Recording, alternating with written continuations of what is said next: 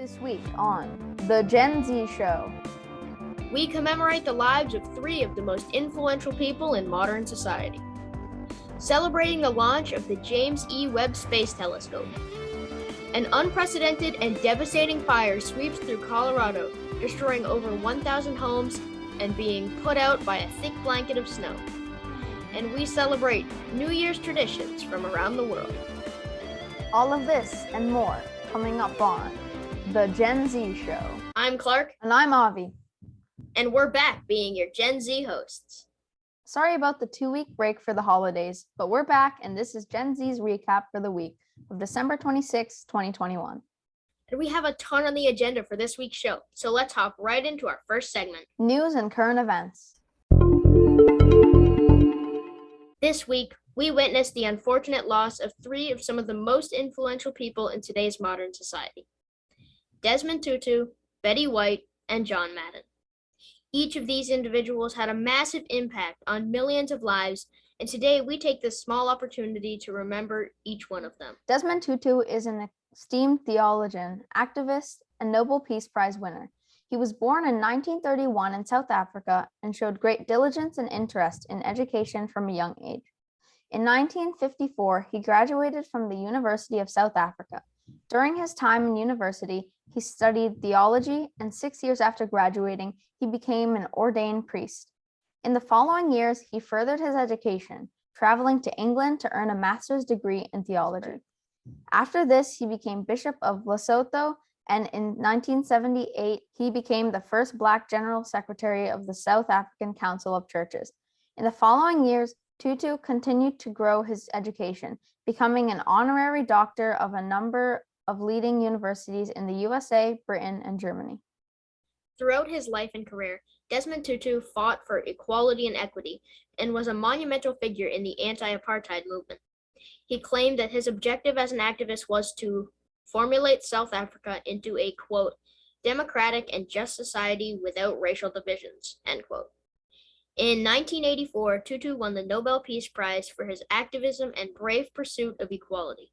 Shortly following this, Tutu became Bishop of Johannesburg for 1 year and then was appointed the first ever African-American Archbishop of Cape Town, the most populated city in South Africa. He held this position for 8 years until he retired in 1996. For the next 25 years of his life, he continued his career, fighting for equity, fighting for change, and becoming one of the most notable figures in South African history. Unfortunately, Desmond Tutu passed away on December 26, 2021. Betty White was an American comedic actress who had starred on several television programs, most notably The Golden Girls, spanning over her impressive 8 decades in show business. She was born in 1922 and landed her first big acting job in 1949, serving as sidekick to an LA TV personality. She starred on the hit show Life with Elizabeth in 1950s and maintained her popularity as a TV personality through countless appearances on talk, game, and variety shows. Following on a long run on the Mary Tyler Moore Show in the 1970s, White co-starred in another popular sitcom the following decade with the launch of The Golden Girls. Her success carrying into her 80s and her 90s, White joined the cast of Hot in Cleveland in 2010, and that year also became the oldest host of Saturday Night Live, after hundreds of thousands of people fueled an effort via Facebook to get her on the show. Betty White starred on over 120 different shows and movies and continued to make the most of her career, starring in several shows and movies until 2019, when she was just 97 years young. Unfortunately, Betty White passed away on December 31st, 2021, just 18 days before her 100th birthday. Her life as one of the most iconic and monumental figures in television history will always be remembered, embodied by the hundreds of millions of smiles that she brought to people's faces through her 80-plus year career. And finally, we remember John Madden, famed football coach and broadcaster, and namesake of the popular Madden video game series. Madden was born in 1936 in Minnesota, but his family moved to California shortly after his birth. Through his early life, John Madden was a standout high school football player and garnered much attention playing on both the offensive and defensive line at California Polytechnic State University. In 1958, Madden was drafted to the Philadelphia Eagles, but was never able to play a single game in the NFL due to a career-ending knee injury that occurred during training camp. 2 years later, rather than discarding his football dreams, Madden became a coach, starting at Hancock Junior College in Santa Maria, California from 1960 to 1963, and was a defensive coordinator at San Diego State University from 1964 to 1966. In 1967, Madden was hired by Al Davis as the Oakland Raiders linebackers coach. Madden was promoted to head coach in February 1969 at the young age of 32. In Madden's first season as head coach, the Raiders racked up an impressive record of 12-1-1, making it all the way to the AFL championship game. Madden continued to grow as a coach, and as the NFL progressed into a much larger phenomenon, so did the Madden name. Though his coaching success had brought him fame, it was in his next career as a football analyst for the TV that Madden became an icon linked to the NFL. His first position as a commentator came in 1979 at CBS, and just 2 years later, he was paired with play-by-play announcer Pat Summerall, with whom Madden would form a 21-year partnership that made the pair arguably the most famous sports broadcasting duo of all time. After years of working for several stations as a massive figure in sports broadcasting, John Madden retired in 2009. However, his legacy did not stop there. In 1989, Madden had pitched a video game, John Madden Football. Soon, the Madden NFL series expanded onto multiple gaming consoles and grew into the most popular sports title on the market by the early 2000s, with the annual release of an increasingly detailed and realistic new edition becoming a highly anticipated event among both football fans and NFL players.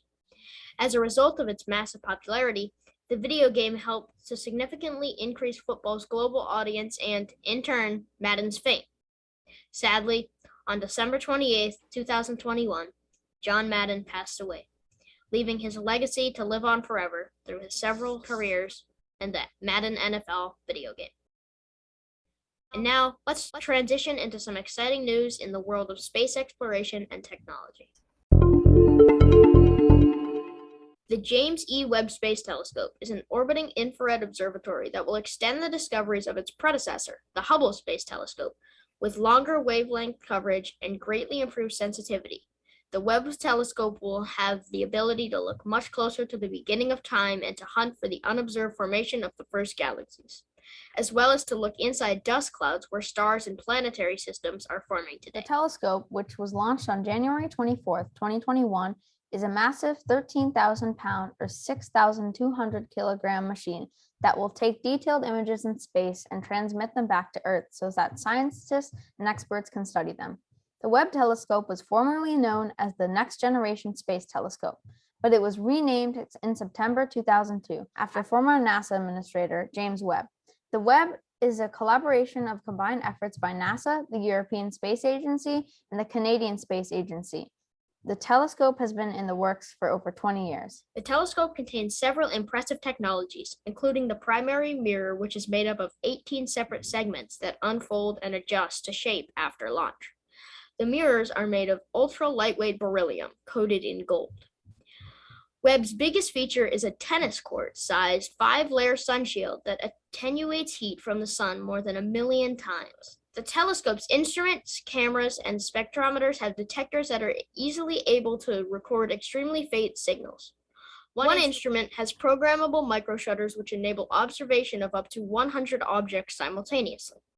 Webb also has a cryocooler for cooling the mid-infrared detectors of another instrument to a very cold negative 447 degrees Fahrenheit or negative 266 degrees Celsius so that they can work properly. The telescope will be floating around in orbit 1.5 million kilometers, or 932,000 miles away from Earth.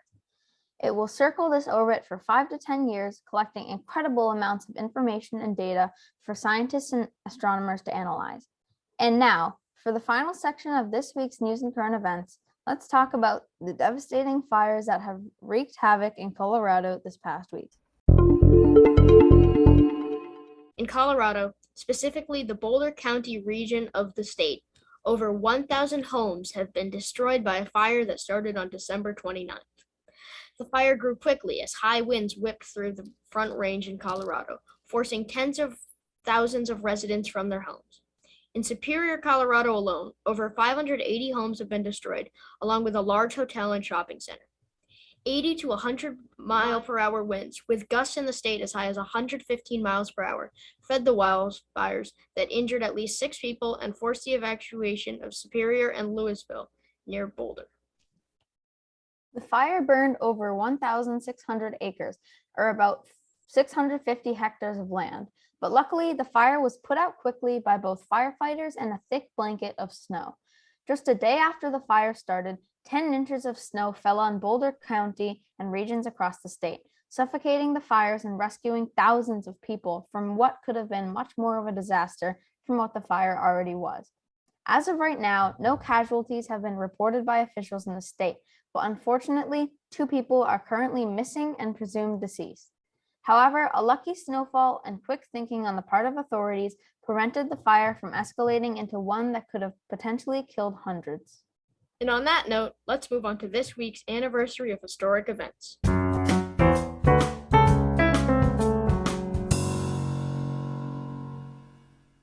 This week, we commemorate what else but New Year's! That's right, we're celebrating the New Year's, but everybody knows about the general concept of New Year's. So rather than just explaining, let's talk about all of the interesting ways in which people around the world ring in the New Year. In many countries, eating special foods is a popular way to create good luck for the New Year. In Spain, Portugal, and much of Latin America, for example, it's 12 grapes or raisins, and in Italy, 12 spoonfuls of lentils, one with each of the 12 chimes of the clock at midnight. In France, it's a stack of pancakes, in Germany, it's a pig, and in the Netherlands, it's donuts and other ring-shaped foods. Estonians feast as many as 7, 9, or even 12 times on New Year's Eve, as they believe for each meal consumed, the person gains the strength of that many men the following year. In Greece, many participate in a New Year's tradition where people hang pomegranates on their front doors as they serve as a sign of good luck and prosperity. Then, on New Year's Eve, just before midnight, everyone will shut off the lights and leave the house so they can send a lucky individual to be the first to re-enter the house, right foot first. When done correctly, it brings the family good fortune for the year. Afterward, a second person will take the pomegranate in their right hand and smash it against the door to see just how much luck. The more of the juicy seeds that spill out, the more luck the new year will bring. In Switzerland, people drop a dollop of cream on the floor, which is believed to bring luck, wealth, and peace in the coming year. In much of German-speaking Europe, as well as Finland, Bulgaria, Czech Republic, and Turkey, it's customary to heat small pieces of lead, then cast them in cold water and make a prediction for the year based on the shapes that form. Russians say thank you to the past year by remembering its most important events during the hours leading up to midnight, and they use 12 seconds of silence before the stroke of midnight to make their wishes. In Denmark at midnight, Danes will jump off a chair or sofa, literally jumping into the new year. It's seen as good luck if you do, and bad luck if you don't. The Irish have several New Year's traditions, such as banging the outside walls of their homes with bread to keep away bad luck and spirits, and starting the new year with a spotless, freshly cleaned home. But one of the most well-known is setting an additional plate out at the dinner table for any loved ones lost in the prior year. Now, let's move on to this week's celebrity birthdays.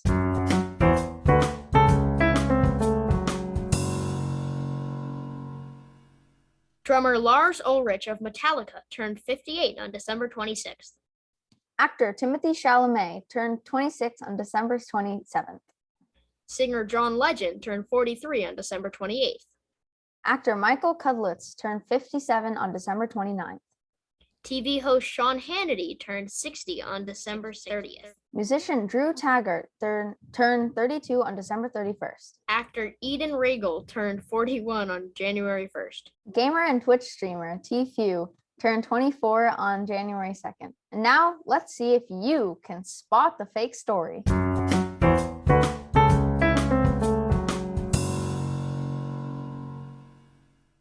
Welcome to Spot the Fake Story! Everyone's favorite game show where we list 3 stories and you have to guess which one isn't real. Write your answer in the comment section down below and you might just win a prize. And now, story number 1. A caught fish flashes human teeth? Well, a fisherman in North Carolina caught a fish that had a mouthful of human-like teeth. Nathan Martin was fishing on a pier with his twin brother when he felt a bite on his line. He reeled in a 9-pound sheep's head fish, which had 2 rows of teeth that help with its omnivorous diet. "It's really good catch," Martin said. He posted a photo of the fish on social media, and the image quickly went viral. "I know a good dentist," said one commenter. Story number 2. United States bacon reserves hit a 50-year low? Well, according to food experts and analysts, we are about to hit a major shortage of bacon. First, you suffered through a Christmas without cream cheese for cheesecake. Now, you could be facing a baconless Super Bowl, unless you're willing to pay a premium for a crispy slice of heaven. As of December, there were just 17.8 million pounds of frozen pork belly, which is made into bacon, in U.S. reserves, according to the Department of Agriculture.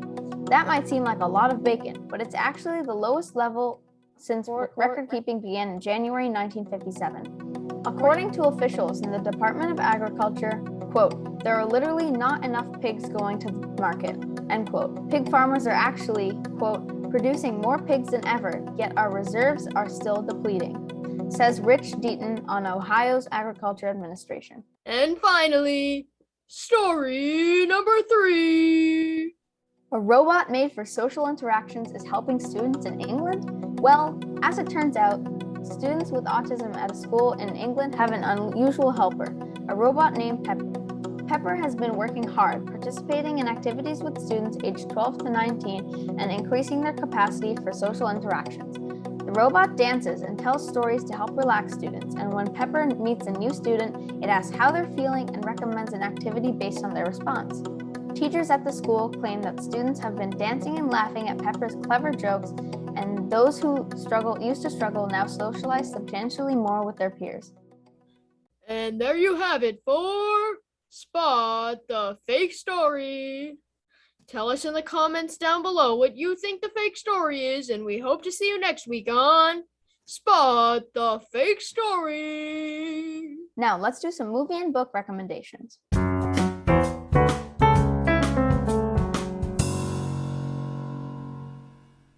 Watch Spider-Man: No Way Home, the latest addition to the Spider-Man franchise, available in theaters now.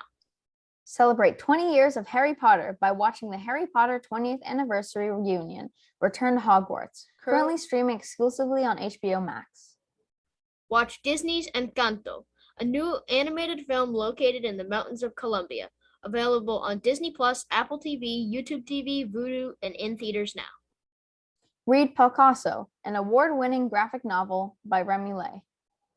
Read Stamped for Kids, a non-fictional novel speaking out against racism, adapted by Sonia Cherry Paul from books by Jason Reynolds and Ibram X. Kendi. Read Children of Blood and Bone and more novels in the award-winning series The Legacy of Orisha by Tomi Adeyemi.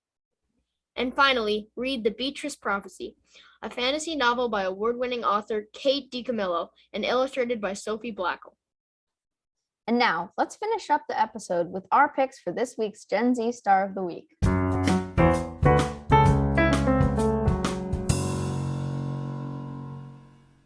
Today, I have not one, but 2 Gen Z Stars of the Week. Franny and Rupert Kalekashek, siblings from British Columbia, are Canadian environmental activists. At age 7, Franny went on a wildlife scavenger hunt, where she was puzzled by the knowledge that fellow humans disrespected the very planet which was key to the survival of mankind. After Franny and Rupert realized that Canada was not among the 110 countries which gave its citizens a constitutional right to a healthy environment, they gave speeches to municipal leaders in the region. Through this, Franny and Rupert have raised so much awareness for the health of our planet and have convinced over 20 different municipalities to pass much-needed environmental rights. To learn more about them, which I highly encourage that you do, visit the link in the description. And my pick for this week's Gen Z Star of the Week is Emma Gonzalez. In February 2018, when Emma was just 18 years old, a gunman stormed into Marjorie Stoneman Douglas High School in Parkland, Florida, killing 17 people and injuring 17 others. However, rather than being defeated by this devastating event, many of the teens who survived the shooting instead began a national campaign to try and end gun violence. One of these teens was Emma Gonzalez, who emerged as the leader of this new movement and founded the gun control advocacy movement called Never Again MSD. In March 2018, she delivered a powerful speech at the March for Our Lives in Washington, D.C., where she read out the names of her deceased classmates and then stood defiantly silent for 4 minutes, the length of the time it took the gunman to carry out his attack. Emma continues to fight against gun violence and participate in other forms of activism to this day and is currently 21 years old. And there you have it for this week's Gen Z Stars of the Week. Remember, if you want to nominate someone to be the next Gen Z Star of the Week, feel free to put that person's name and a description of them in the comment section below, or use the Google form in the show notes to nominate. There you have it. That is our weekly recap for the week of December 26, 2021 by The Gen Z Show. Please be sure to subscribe to the podcast and like the episode if you enjoyed. Happy New Year!